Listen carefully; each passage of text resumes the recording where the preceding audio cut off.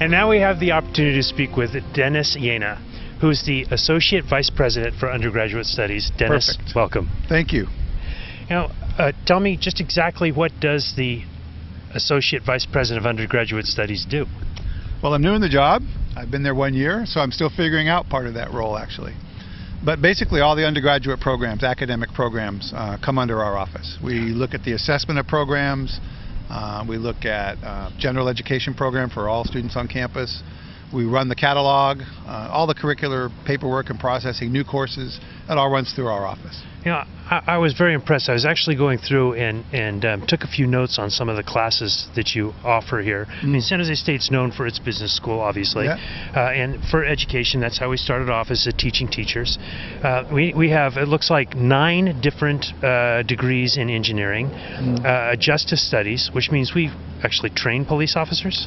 Well, it's a little more broadly conceived than just police officers. It's moved beyond law enforcement to the role of justice and fairness in all of our diverse communities. So really, they would see themselves more broadly than just direct to police officer training. Now we have our own university police department. Do we draw from that pool? Ooh, I don't know. That's an interesting question. I think we keep those guys pretty busy. I'm not sure they have time to be in the classroom. But. So we also have therapy and nursing, nutrition, food sciences, and packaging. Packaging. What is that? Yeah, almost everything you buy comes in a package. And so that's what they do, is they design there's packaging. There's a science to that. You got to protect the goods. You got to keep them fresh. You got to keep them germ-free. You got to keep them heat resistant or UV resistant. You got to be able to ship them. There's a lot more to packaging than just showing up on your shelf. The School of Art and Design. We have marine laboratories in Moss Landing. Moss Landing Marine Labs is yes, it's a school of oceanography. Really, it's ocean sciences. I'm trying to think of the right word for that. They offer a master's degree. It's actually unique in the system. It's a consortium of 7 different campuses send their students to Moss Landing. It's located right on the bay, state-of-the-art facilities.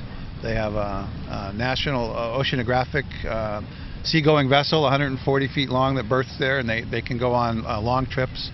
It's actually an amazing facility. Wow.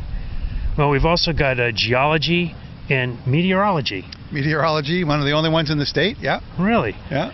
So psychology, performing arts, I mean, that was just a small list. The interesting part is, I went through this, we study here everything, or learn everything, from the core of the earth up through the heavens. That's us. From the outside of the body in through the human psyche. Yeah. Would you expect any less? I think that's a world-class university. Yeah, that's our mission, and we like to think that we're starting to approach that world class. Yeah, yeah.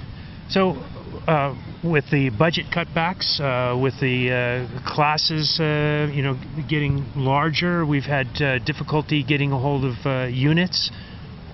That's part of your job now, isn't it?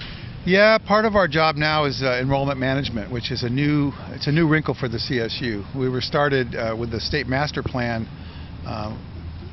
Looked at how the state would fund education, and the design originally was as low a tuition as possible, perhaps nothing, and access for all. Anyone who was eligible and qualified should be able to go and have that education. But the economic realities in California have made that much more difficult to live up to now. And so we're having to say no to some students. I think the CSU turned away 40,000 eligible, qualified students last year because there was no funding to support it. And about 3,000 of those were turned away from San Jose State. We've shrunk our numbers. We contributed about 3,000 of that. So it's made it kind of challenging, yeah. So how do you determine who's accepted and who's not accepted? Well, California, when we set it up, the system has set up every campus to have what they call a local service area. And if you live, the campus gets to define what that area is.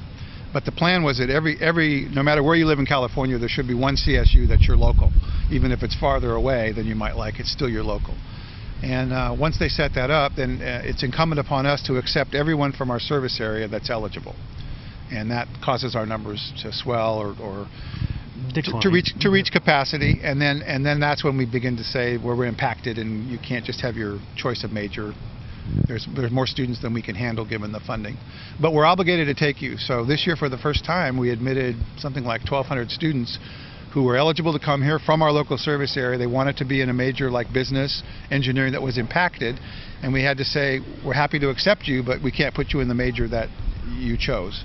So they're here now looking for majors, if you will, which is, you know, you listed many of the wonderful programs we have, and it's just matching up those students with an alternative program than what they had in mind when they came. Now, let's say I want to be in business, but I've got room in packaging, so I become a packaging major. Can I just at some point switch over to business?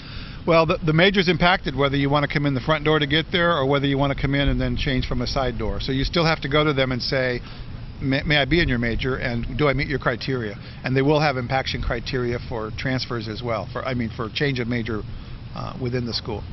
So we now have a higher standard. So we're looking at higher GPAs. We're looking at higher activity levels. That's right. You must use a matrix for determining who gets in and who doesn't know at this point. You know, I got to say, fortunately, that those are the people in enrollment services that do that magic, because they get the thousands of applications and they do the sorting according to the various criteria that the program set. We go out to each program and we say, how many can you handle?